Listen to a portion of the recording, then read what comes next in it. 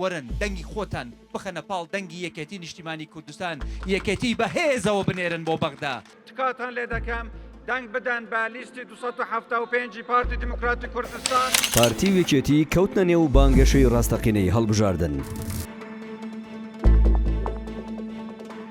مەسرور بارزانی و قوبات تاالبانی ڕوبەڕووی یەک بوونەوە.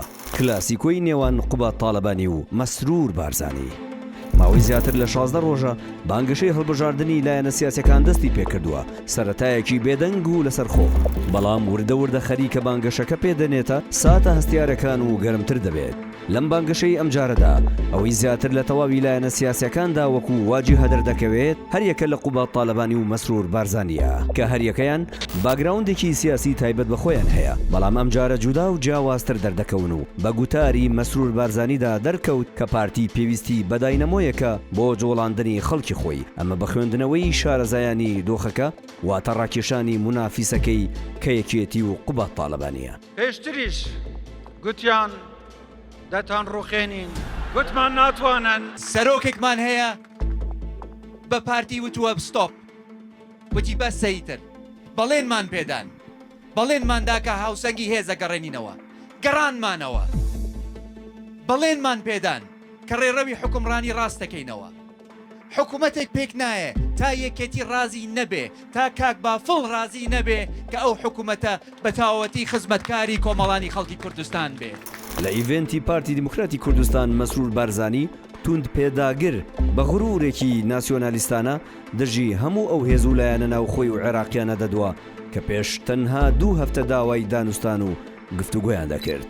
لەلایەکی تری هەولێریش قوبات جەلال تاالبانی بەخۆی و جلێکی کوردی لە نێو 500 پێشمەرگە و بە زمانێکی وەکو باوکی سەرقاڵی باسکردنی ناڕەحەتی خەڵک و گرفت و کێشە و ئاریشەکانی نێوان حکوومەتی هەرێم و ناوەندی دەکرد. یەکێتی نیشتیمانی کوردستان تاکە حیزبە کە ئەتوانێ بە ڕاستەوخۆ و ڕاستەقینانە نوێنەرایەتی تەواوی کۆمەڵانی خەڵکی کوردستان بکە.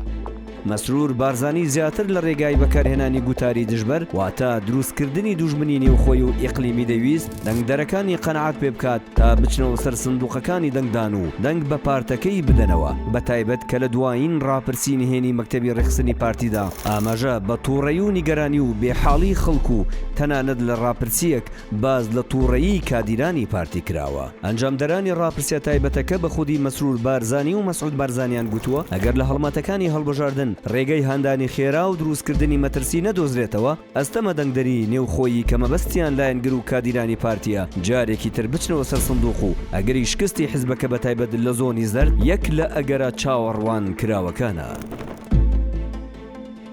لە بەرامبەردا لەبەر ئەوەی لایەنگرانی یەکێتی تا ڕادێک دەرگا بۆ کراوەتر بوون لە ناوچەکانی خۆیان و بە نەفەسێکی ڕەخنەگرانەتر لە نێو خۆی حیزبەکەدا کاریان کردووە لەگەڵ جوڵە و گوتەکانی قوبات تاالبانیدا تێکەڵ دەبوون و جارجارە بە گوتنەوەی هوتافێک ئیڤێنتەکەیان گەرمتر دەکرد. قوبات تاالبانی بەهۆی باگراوندە سیاسی میانگیرەکەی زیاتر لەسەر خزمەت و ڕۆحیەتی پێشمەرگانە دەچوو. هەر بۆیە ئەم بانگەشەیە بەرپرسی سکرتارەتی مام جەلال بە قاتە کوردیە کەشخەکەیەوە دەردەکەوێت و لە گوتارەکانیشیدا دووربینانە هەوڵ دەدات سەنگە سیاسیەکە پارێزگاری بکات و لای ڕوونەکە دەبێت 2 مانگی تر لە بەغداد و هەرێمیش لەسەر مێزی دانوستان دەگەڵ هەوتا پارتی و سوننە و شیعەکانی دابنیشنەوە.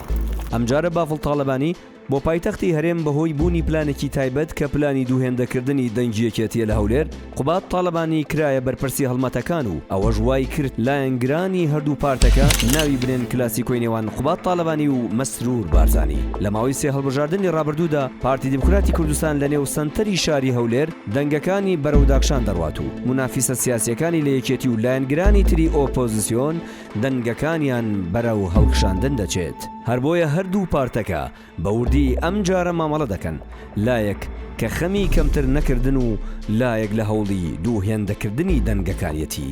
دروشمی پارتی لە بەغداد زۆر جودا و جیاوازە لە دروشم و استراتیژیەکێتی نیشتیمانی. پارتی لەسەر بنەمای ناشرینکردنی بەغداد و ڕاکێشانی سۆزی دەنگدەری کورد بە ناوی پرسی کوردایەتی و بابەتی موچە و ئیستحقاقی کورد دەیەوێت دەنگ و کورسی ببات. بەڵام یەکێتی و جیاوازتر هەر لەو کاتێ مام جەلال لە بەغداد لەسەر یەک مێز لایەنە سیاسیە کۆکەکانی کۆکردەوە بە یەک ئاراستە و استراتیژ هێناویەتی و پێی وایە قوڵایی استراتیژی کورد لە بەغدادا. بانگەشەی ئەم جارە تەواو سەیر و سەرنجڕاکێشە و بە تاالبانی باشکرا گوتی پارتی بەبێ یەکێتی نەدەتوانێت حکوومەت پێک بهێنێت نەدەتوانێت بە بەهێزی بچێتەوە بەغداد. حکوومەتێک پێک نایە تا یەکێتی ڕازی نەبێ تا کاک بافڵ ڕازی نەبێ. هەر بۆیە پێداگری یەکێتی بۆ شەراکەتێکی ڕاستەقینەی حکومڕانی دروستکردنی حکوومەتێکی گوندەی ڕاگرتووە. هەڵبژاردننی پێشوو یەکێتی دەنگەکانی 122,000 زیادی کردووە کە هەر ئەوەیە وای کردووە بانگەشەی ئەم جارەی حیزبەکە گەرم و گوڕتر و پڕوزەتر بێت و لایەنگرانی یەکێتیش دڵخۆشانەتر بچنە سەر سندۆقی دەنگدان. بانگەشەکان وردە پێدەنێنە کاتە هەستیارەکان لە نێو یەکێتیدا بەهۆی بوونی مەرکەزێتێکی بەهێز گوتارەکان بەڕوونی دەردەکەون بەڵام وەکو دەڵێن هێشتا جەوەکە گەرمتر نەبووە و باڤڵ تاالبانی مێزەکەی بەسەر نەیارەکانیدا قەڵب نەکردوتەوە. خواحافیز